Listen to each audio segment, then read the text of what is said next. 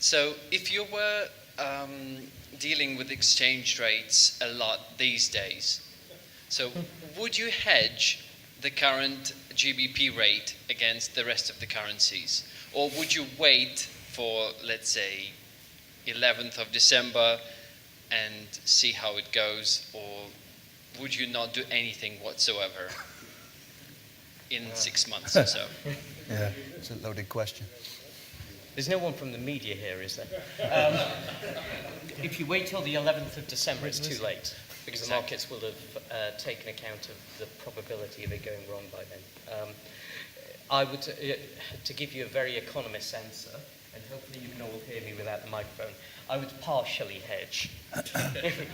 And the partial hedge would be based upon the probability of it not getting through Parliament. And that's looking increasingly likely as time goes on, but I would be gradually hedging over time. So how partially? 50%? How partially? 25%? 75%? At this point, I would be hedging half in terms of exchange. Thank you very much. Okay, any further questions?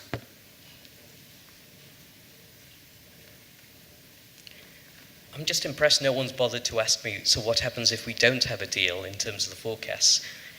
In case you are interested, grab me afterwards, because we do have a no-deal scenario. It's not going to be good. If you want the detail, you'll have to grab me afterwards, because it's too long to explain now. Damien?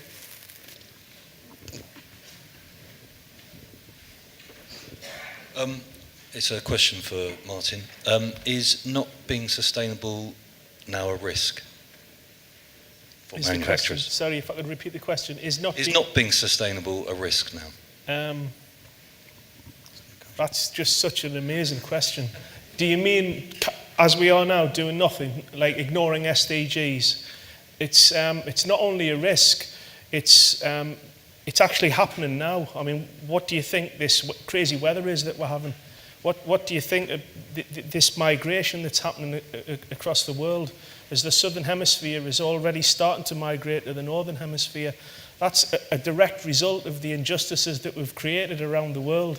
So we're already dealing with it. It's not like an if and will it happen. It is happening now. And the sooner we I don't think accept is the right word. I just think we've got to understand. You know, we've just got to get involved, and we've just got to understand that we are part of the problem. You know, we've created this. I mean, I was lucky enough to be at the WWF State of the Planet address just within the last 2 weeks, and I just came away with this incredible statistic.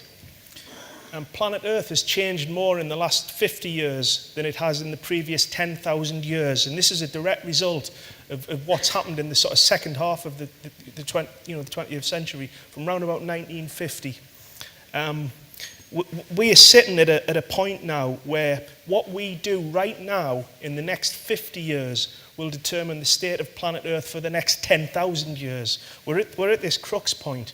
All of these things are coming together now. This amazing technology that you've shared with us today, it's us that's going to make the difference. So it's not, will not doing sustainability be a risk? We're already in it. So I don't know if that answers your question, but that's how I feel about it. Thank you.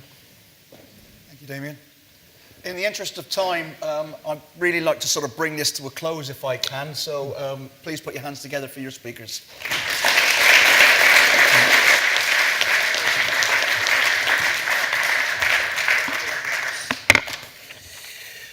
Okay, so in summary, I'd like to thank a big thank you to your today's speakers and for giving their insight into some of the key issues for us today.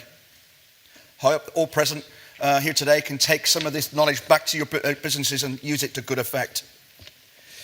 Because one thing is very certain, business as usual is not an option. We are here to make, We are all here to meet the challenges and remain competitive. So please, again, give a round of applause to your speakers today.